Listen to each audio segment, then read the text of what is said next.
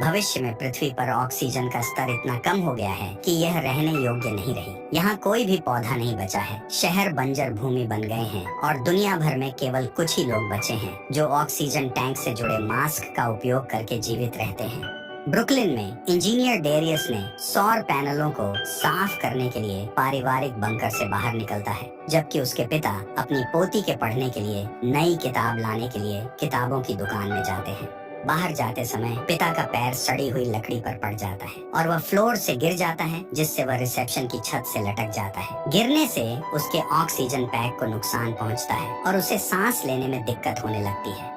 Darius ये सब earphone पर सुनता है और किताबों की दुकान की ओर भागता है, जहां वह अपने पिता को ऊह से मुक्त करने की कोशिश करता है, लेकिन कोई फायदा नहीं हुआ। इसीलिए वह ऊपर जाता है। वह वहां फंसे अपने पिता को ऊपर से निकालने की कोशिश करता है और यह काम करता है, लेकिन तब तक बहुत देर हो चुकी होती है। उसके पिता की मृत्यु हो चुकी है। डेरियस बंकर में लौट आता है, जहां वह अपनी पत्नी माया और उनकी बेटी जोरा को दुर्घटना के बारे में बताता है। डेरियस के इंजीनियरिंग ज्ञान और माया के किसान अनुभव के लिए धन्यवाद। बंकर में एक सभ्य आरामदायक जीवन बनाए रखने के लिए पर्याप्त ऑक्सीजन और पौधे हैं। डेरियस बताता है कि वह अपने पिता को अपनी मां के बगल में दफनाना चाहता है, जो 5 मील से अधिक दूर एक कब्रिस्तान में है। जोरा संभावित खतरे के कारण विरोध करती है, लेकिन डेरियस बताता है कि उन्होंने 3 साल में किसी को नहीं देखा है, इसीलिए कोई खतरा नहीं होना चाहिए। शाम को अन्य लोगों के सो जाने के बाद डेरियस मशीन में कुछ प्रोग्राम चलाता है जो बंकर को चालू रखती है और उसे पता चलता है कि ऑक्सीजन रिजर्व केवल 2 महीने तक चलेगा। कंप्यूटर यहाँ तक दिखाती है कि सिस्टम समझौता पर चल रहा है, इसलिए डेरियस के पास चुनने के लिए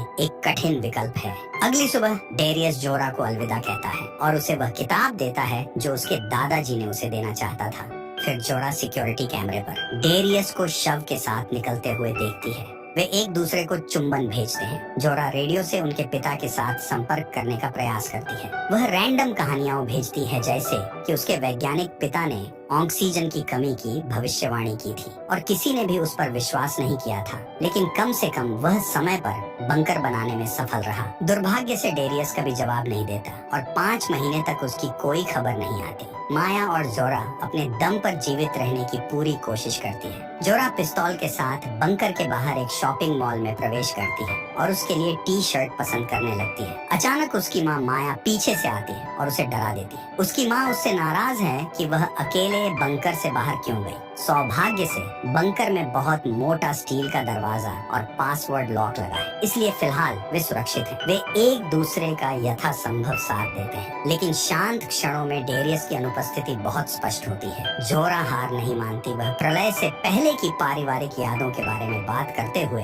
रेडियो के जरिए अपने पिता से संपर्क करने की कोशिश करती है। अचानक उसे अपने पिता के रेडियो से कुछ आवाज सुनाई देती है, लेकिन लाइन फिर से कट जाती है। माया भी हार नहीं मानती और अक्सर बीज बोने के लिए बाहर जाती है, इस उम्मीद में कि एक दिन सचमुच एक बीज उगेगा। माया कंप्यूटर पर फेक एरर चलाती है ताकि जोरा को यह सिखाया जा सके कि किसी भी समस्या को कैसे ठीक किया जाए। कभी कभी जोरा कहती है कि वह अपने पिता को ढूंढने बाहर जाएगी, लेकिन माया जोरा को जाने से मना करती है। एक दिन जब वे बाहर घूम रहे थे तो अचानक उन्होंने 2 अजनबियों को अपनी ओर आते देखा। उन लोगों के पास एक शॉपिंग कार्ट और बंदूकें थीं। वे एक पुरानी कार के पीछे छिप जाते हैं और देखते हैं कि कैसे अजनबी लोग बंकर में घुसने की कोशिश करते हैं। वे असफल रहे, लेकिन यह अजीब बात है कि उन्हें ठीक ठीक पता था कि बंकर का दरवाजा कहाँ पर है। उस समय माया और जोरा का ऑक्सीजन मशीन का रिमाइंडर से साउंड आता है और टेस नामक एक लड़की वह साउंड सुनती है, इसलिए वह अपने हथियार के साथ उन्हें खोजने आती है, जबकि उसकी साथी लुकास अन्य प्रवेश द्वारों की खोज के लिए छत पर चढ़ जाता है। टेस सावधानी से कार के पास जाती है, लेकिन उसे कुछ नहीं मिला।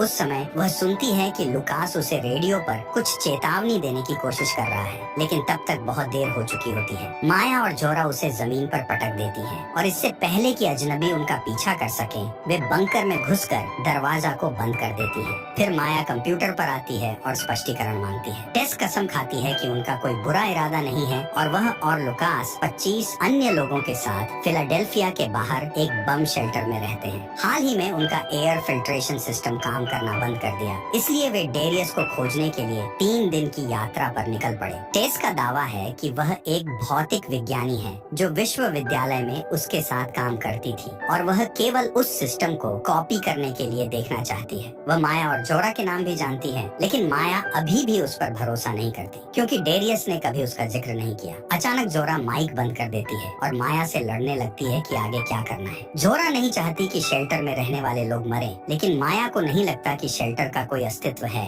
काफी बहस के बाद जोरा अपनी माँ को मदद करने के लिए मना लेती है, क्योंकि अगर टेस वास्तव में डेरियस की तकनीक की नकल कर सकती है तो वे दुनिया में बड़े बदलाव ला सकते हैं। वह अपनी बंदूक लेकर बाहर आती है। माया टेस और लुकास से कहती है कि वे अपने हथियार दरवाजे के पास छोड़ दें और घुटनों के बल बैठकर इंतजार करें, और टेस से लुकास के हाथ बांधने के लिए कहती है। फिर वह टेस के हाथ भी बांध देती है। इसके बाद माया यह जांचती है कि वे कोई और हथियार तो नहीं छिपा रहे हैं। फिर टेस को बांकर की ओर ले जाती है। जब वे अंदर जाने वाले होते हैं, अचानक मीका बाहर आता है और उन्हें रुकने के लिए कहता है, तो माया गोली चलाती है और उसी समय जोरा भी बाहर आती है और गोली चलाती है। मीका घायल हो जाता है, लेकिन फिर भी वह जोरा को पकड़कर बंकर में ले जाता है। इसीलिए माया भी अंदर भाग जाती है और दरवाजा बंद कर देती है, जिससे टेस और लुकास बाहर रह जाते हैं। माँ और बेटी मीका पर बंदूक तानती है और जैसे ही वे मुख्य कमरे में प्रवेश करती हैं, उसे बांध देती है। इसके बाद माया टेस से बात करती है, जो उसे समझाती है कि यह महज एक गलतफहमी है। मीका उसकी निगरानी करता है,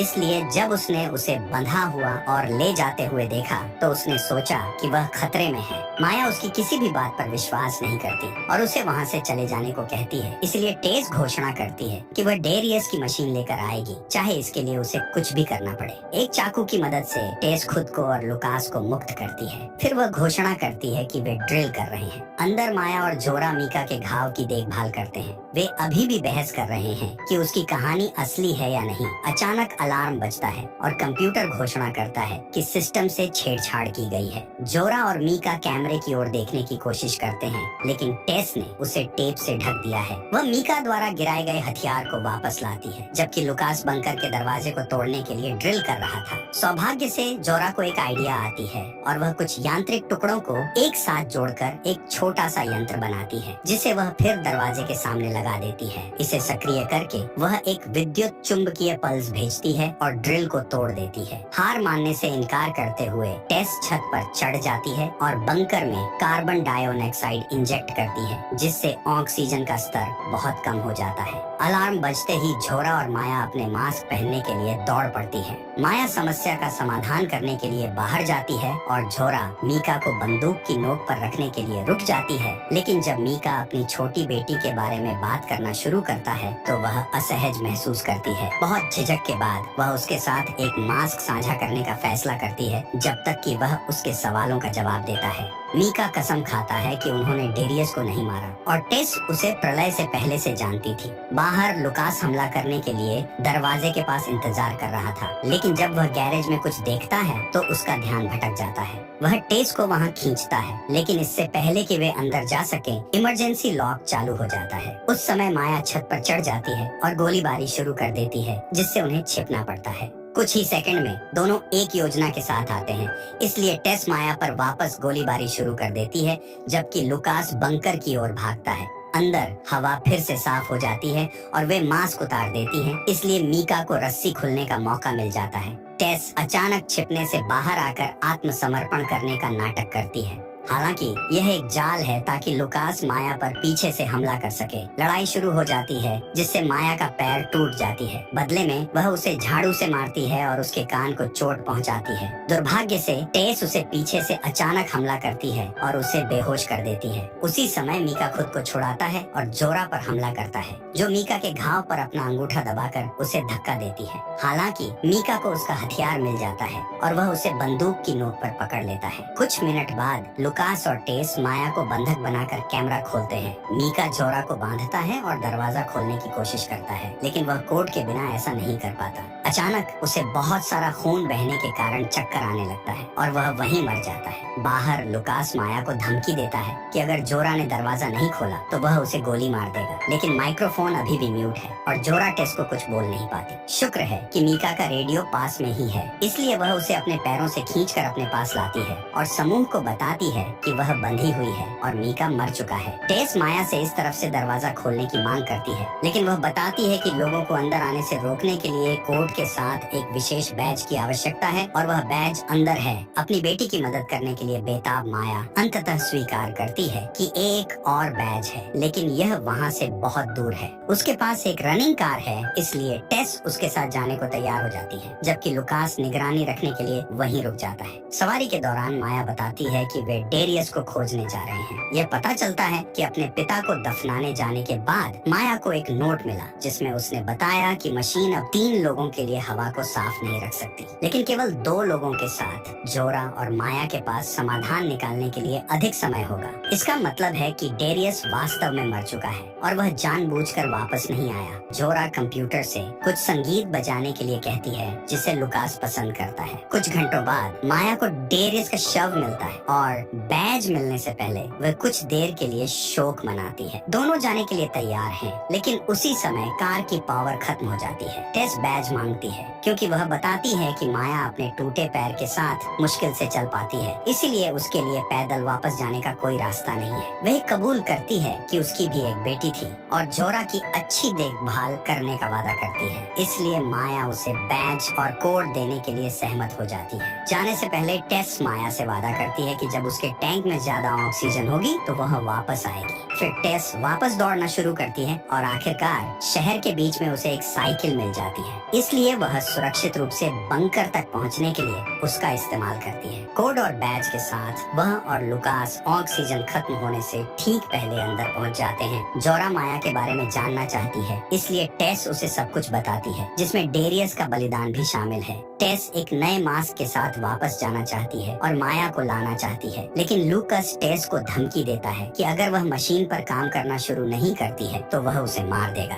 एक ड्रिल की मदद से टेस डेरियस के आविष्कार का एक पैनल खोलती है। उसे एक बहुत ही उन्नत प्रणाली मिलती है। वह स्वीकार करती है कि इसे फिर से बनाने के लिए उसके पास पर्याप्त ज्ञान नहीं है। लुकास अपना दिमाग खोने लगता है, जिससे टेस को आखिरकार यह स्वीकार करना पड़ती है कि उसने झूठ बोला था। वह पहले कभी डेरियस से नहीं मिली थी। उसे उसके और उसके परिवार के बारे में केवल इसलिए पता चला क्योंकि उसके रेडियो में जोरा के संदेश थे। वह आश्रय केंद्र में मदद करने के लिए तकनीक के बारे में पर्याप्त जानती है, लेकिन उसने यह नहीं सोचा था कि मशीन इतनी जटिल होगी। क्रोधित होकर लुकास उसे मौके पर ही गोली मार देता है। जब जोरा का संतुलन बिगड़ जाता है तो लुकास उसके पास बैठ जाता है और उसे बताता है कि वह मशीन और बंकर के बारे में काफी जानती है, इसलिए वह चाहता है कि वह उसे इसका उपयोग करना सिखाए। फिर भी वह उसे खोलने से इनकार कर देता है। माया कार में बैठी अपने परिवार के बारे में सोच रही है। वह देखती है कि उसके पास केवल 21% ऑक्सीजन बची है। उसे पता चल जाती है कि ऑक्सीजन खत्म होने से पहले कोई भी उसके पास नहीं आएगा। उस समय वह जमीन पर कुछ देखकर चौंक जाती है। ये एक छोटा सा पौधा है जो उगना शुरू हो रहा है। वह एक पल के लिए अपना मास्क हटाती है और पुष्टि करती है कि हवा साफ हो रही है, जिससे उसे उम्मीद मिलती है। जीवित रहने के लिए प्रेरित होकर माया कार की सौर बैटरी को रिचार्ज करने की कोशिश करती है। बंकर में लुकास, टेस और मीका के शवों को बाहर फेंक देता है ताकि बदबू से छुटकारा मिल सके। फिर वह खाने का एक डिब्बा पकड़ता है, लेकिन जोरा उसे नहीं बताती कि ओपनर कहाँ है, इसलिए वह उसे खोलने के लिए डिब्बे को तोड़ देता है। जोरा उसे अपने आश्रय की मदद करने के लिए वापस जाने के बजाय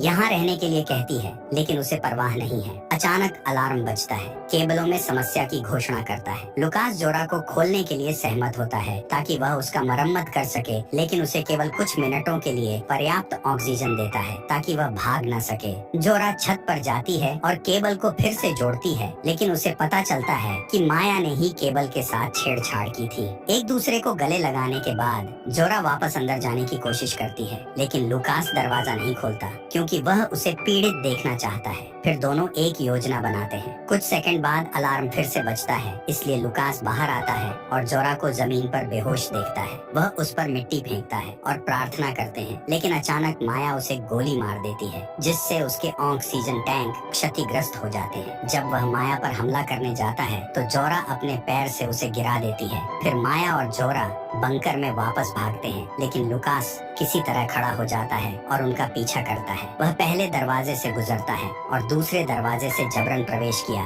जिससे शेल्टर में खराब हवा घुस जाती है। जैसे ही अलार्म बजता है, लुकास ऑक्सीजन की मांग करता है और अपने हथियार से महिलाओं को धमकाता है। हालांकि जोरा बताता है कि अगर वह गोली चलाएगा तो विस्फोट हो जाएगा। वह उन्हें इसे ठीक करने के लिए आगे बढ़ने देता है, लेकिन जोरा और माया बाहर जाते हैं और दरवाजे बंद कर देते हैं, जिससे लुकास एक टूटे हुए कमरे में रह जाता है। धीरे धीरे मरना नहीं चाहता, लुकास अपने हथियार से गोली चलाता है और परिणाम स्वरूप विस्फोट से उसकी मौत हो जाती है। बाहर माया और जोरा मास्क की बदौलत बच जाते हैं और कार से भाग जाते हैं। हालांकि उनके पास ज्यादा ऑक्सीजन नहीं बची है। मीका की कहानी को याद करते हुए जोरा उन्हें शहर से होते हुए ले जाता है और आश्रय खोजने की कोशिश करती है, लेकिन वे दरवाजे बंद पाते हैं और सीढ़ियों पर बेहोश हो जाते हैं। कुछ ही क्षणों बाद माया को होश आता है और वह साफ और तरोताजा हो जाती है। आश्रय के लोगों ने उन्हें सुना और उन्हें बचाया और अब जोरा उनके साथ डेरियस की मशीन साझा कर रही है। उत्तरजीवी की मदद से माँ और बेटी नए बीज बोने और दुनिया में वनस्पति वापस लाने के लिए मिलकर काम करती हैं। सब्सक्राइब करना और नोटिफिकेशन चालू करना सुनिश्चित करें ताकि आप इस तरह के और वीडियो देख सकें।